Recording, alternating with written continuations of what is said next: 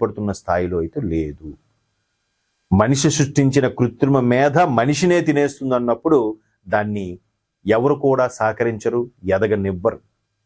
ఒక స్థాయి వరకు వచ్చి ఆగిపోతుంది. ఇన్ని ఆవిష్కరణలు జరుగుతున్నాయి, కానీ రకరకాల భయంకరమైన వ్యాధులు కూడా మందు కనుక్కుంటున్నారు. కానీ మరణానికి కనుక్కోగలిగారా?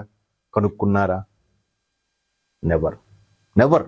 ఎందుకంటే అది అంతే సృష్టి.